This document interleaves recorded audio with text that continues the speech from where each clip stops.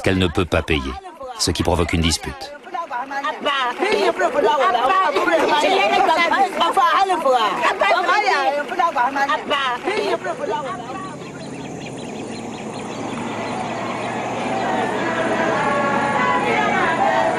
À 10 heures de route, au nord d'Accra, nous sommes dans la partie la plus pauvre du pays.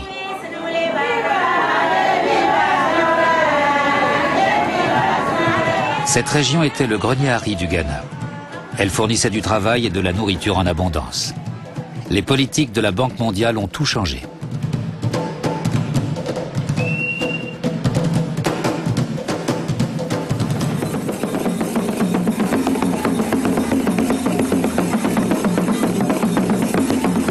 Dans le village de Kpembe, la population s'est réunie. Les festivités sont ouvertes. Sur ce point, les choses sont comme avant. Les anciens se sont rassemblés pour nous recevoir et des chants et des danses sont exécutés en notre honneur. Si leurs moyens d'existence ont disparu, en revanche, les vieilles coutumes destinées à accueillir les visiteurs sont encore bien vivaces.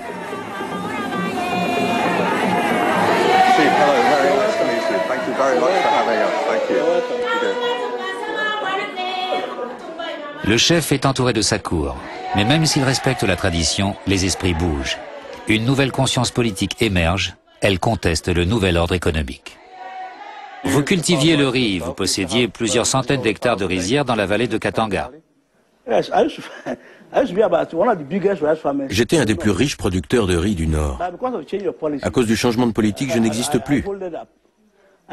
J'employais beaucoup de gens à la ferme, ici, dans la vallée de Katanga. Qu'est-il arrivé à la production de riz local? Cultivez-vous toujours du riz? Qu'est devenue la grande ferme que vous possédiez? La production locale a quasiment disparu. Quand le Ghana subventionnait les engrais et les semences, les machines étaient disponibles et donnaient du travail à tous. C'était presque le plein emploi, même pour les jeunes filles. Même le week-end, les étudiants venaient travailler dans les fermes, ce qui leur permettait de se consacrer la semaine à l'école. Mais avec l'effondrement de la culture du riz, on ne peut rien faire. Sauf partir dans les villes du Sud, chercher du travail, mais il n'y en a pas. Les gens reviennent alors à moitié morts de faim.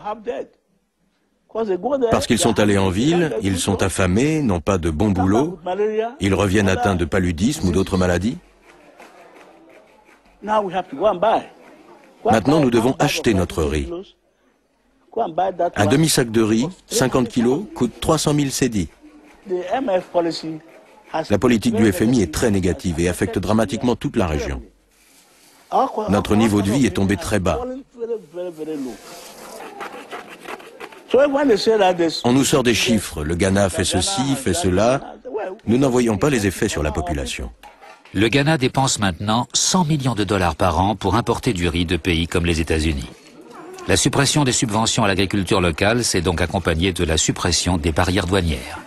Cette économie de marché, dans sa forme la plus pure, est une sorte de darwinisme économique. La sélection naturelle passe par la survie du plus fort.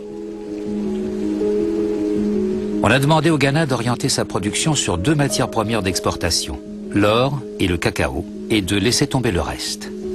Simple variation sur un thème remontant à l'ère coloniale.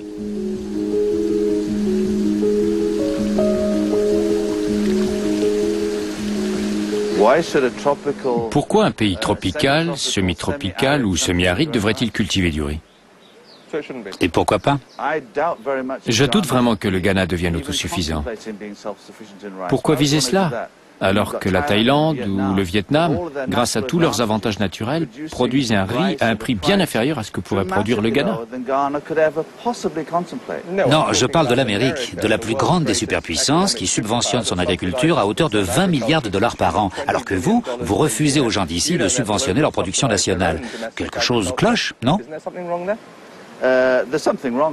Quelque chose ne va pas dans la politique agricole américaine, parfaitement. Vous pensez que le Ghana peut faire mieux que l'Amérique en matière de subventions? Laissez-moi vous donner un chiffre qui est choquant mais vrai. Les subventions à l'agriculture des pays de l'OCDE dépassent le revenu de l'Afrique. On ne peut donc pas rivaliser avec ces pays. Le jeu de la sélection naturelle est faussé. Les pays pauvres sont obligés d'appliquer les règles, les pays riches, non. Pour les gens du FMI, pour les économistes qui jonglent avec les chiffres et les théories, cette contradiction est un peu troublante. I can only say that the two institutions, the IMF and the World Bank, are on record. They are on record. Je peux seulement dire que les deux institutions, le FMI et la Banque mondiale, ont demandé publiquement à l'Europe, aux États-Unis et à d'autres grands pays de supprimer les obstacles freinant les exportations des pays en voie de développement. En fin de compte, les pays riches doivent appliquer cette politique chez eux. Tant que cette situation existe et perdure, vous acceptez que les règles soient injustes.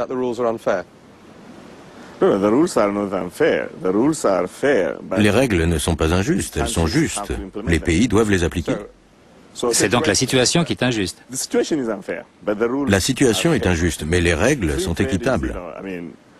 Le libre-échange, tout ce qui contribue au libre-échange est juste. Son application ou sa non-application est un autre problème, qui entraîne une situation injuste. Ceux qui sont victimes de cette injustice sont les plus démunis. Mais c'est encore la situation qui est injuste ou regrettable.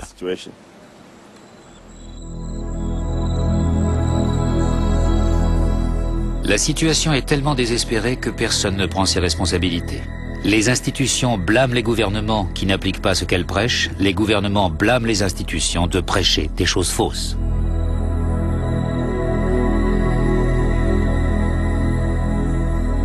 Dans la vallée de Katanga, les rizières restent en jachère. Il n'y a plus ni travail ni emploi, et les biens de première nécessité manquent. Le même scénario se répète dans d'autres pays. Une nouvelle génération de militants est née. Yao Graham dirige The Third World Network. Il vit au Ghana, mais il voyage à l'étranger pour mesurer les effets de la politique de la Banque mondiale. If you work it through in terms of the benefits, that very small input from the central government.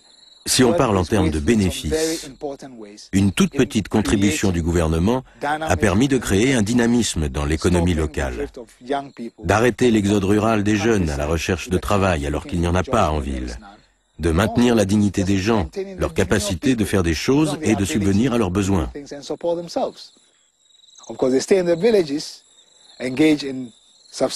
Alors ils restent dans les villages, se lancent dans une agriculture vivrière, mais n'ont pas les moyens de payer pour les services sociaux de base, comme l'éducation, la santé, l'eau.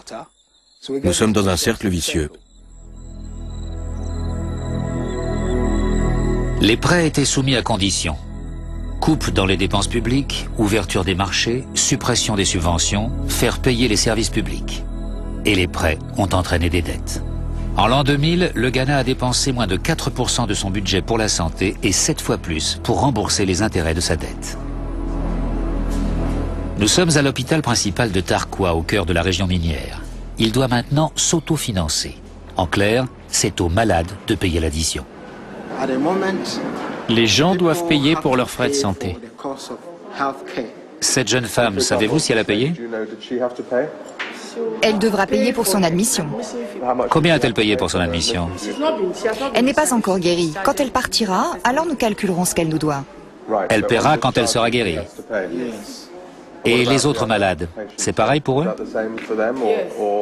Les médicaments, qui les paie? Les malades? Ils paient les médicaments, c'est du cash and carry. Cash and carry, vous appelez ça comme ça? Et c'est quoi au juste? Le principe du cash and carry a été mis en place par le ministère de la Santé. Depuis des années, il y a un problème de financement du ministère et du système de santé. On a pensé qu'il était sage d'introduire ce que l'on appelle la participation aux frais. Depuis qu'on a réalisé que le gouvernement seul ne pouvait pas prendre en charge la santé de la population, les gens qui en ont besoin doivent payer. Conséquence du principe du cash and carry, Betty Krampa est prisonnière de l'hôpital. Elle vient de donner naissance à des jumeaux dont l'un est mort au cours de l'accouchement. Elle ne peut pas payer les médecins. Son mari est au chômage, ses parents sont morts. Comme le personnel de l'hôpital qui doit l'obliger à rester, elle a honte. Mais il faut que les usagers paient pour que l'hôpital puisse fonctionner.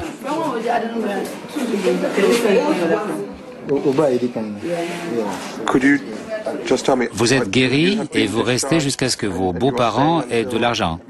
C'est ça?